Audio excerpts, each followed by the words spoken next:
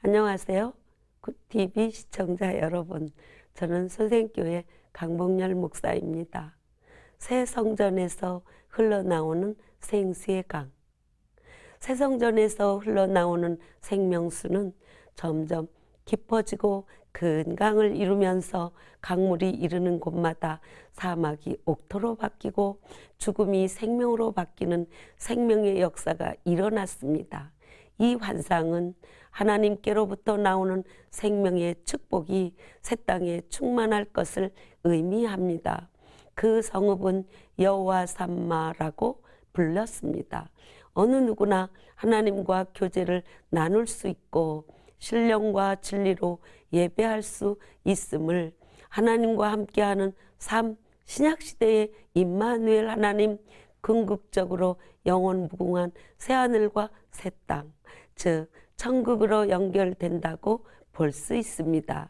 요한계시록 21장 1절에서 22장 5절에서도 새하늘과 새 땅 그리고 새 예루살렘의 모습을 통해 잘 보여주고 있습니다. 만물을 소생시키는 생수의 환상. 성전 문지방에서 물이 흘러나옵니다. 성전 문지방에서 흘러나온 물은 동쪽으로 흘러 안뜰 중앙에 있는 번제단의 남쪽으로 지나 성전 바깥들로 흘러내렸습니다. 물의 발원지가 성전입니다. 그곳은 하나님께서 임재하신 곳입니다.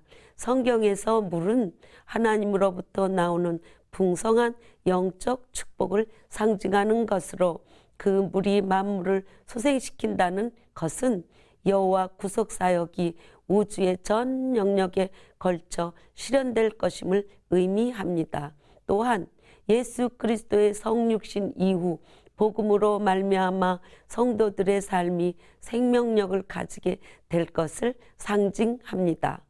강물은 점점 불어나고 깊어집니다. 그 사람이 천척을 측량한 후에 내게 그 물을 건너게 하시니 물이 발목에 오르더니 하나님의 은혜를 쫓아 행함을 상징합니다. 또 내게 물을 건너게 하시니 물이 무릎에 오르고 물이 허리에 오르고 물이 갈수록 깊어지는 것은 하나님 나라가 더 확장되고 은혜가 더욱 풍성해짐을 의미하며 성도의 성장을 상징합니다. 내가 건너지 못할 강이 된지라 그 물이 가득하여 헤엄칠 만한 물이요 사람이 능히 건너지 못할 강이더라. 물이 창일하게 된 것입니다. 이스라엘의 회복이 완전하게 이루어질 것임을 보여준 것입니다. 더 나아가 이스라엘을 통해 온 인류를 구원하실 하나님의 계획이 마침내 성취될 것임을 알려주고 있습니다. 물이 발목에 오르는 것은 행함의 단계이며 무릎과 허리에 오르는 것은 성장의 단계이고 헤엄칠 만한 물과 건너지 못할 강은 성도의 깊어진 신앙생활, 측량된 목, 분량이 있다는 것입니다. 강물의 효력입니다. 에스겔은 다시 강 언덕으로 돌아와 소생케 하는 강물의 효력을 보게 됩니다. 광 좌우편에 나무가 심히 많더라. 예루살렘 성전에서 사해에 이르는 지역은 유대 광야로서 거칠고 황무한 지역인데 흐르는 강 좌우편에 나무가 무성해졌습니다.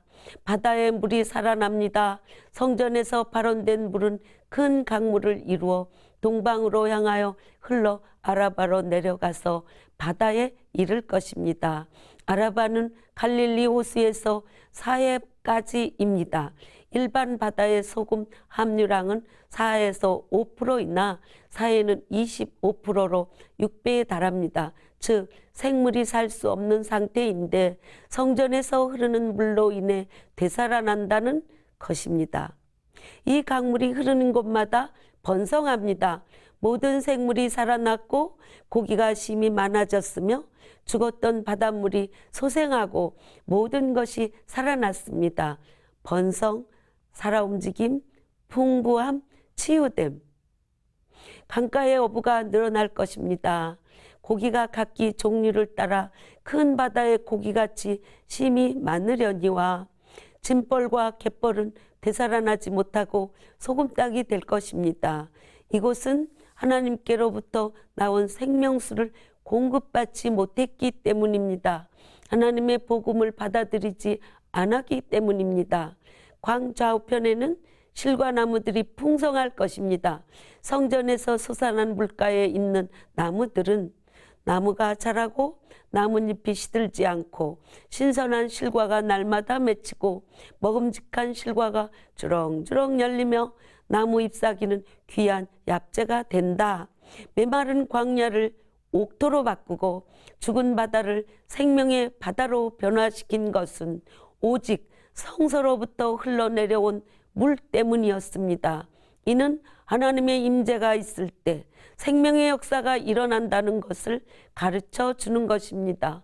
하나님께서 믿는 자들 가운데 임재하실 때, 믿는 자들이 하나님과 동행할 때 믿는 자들의 삶도 풍성한 열매를 맺을 것입니다.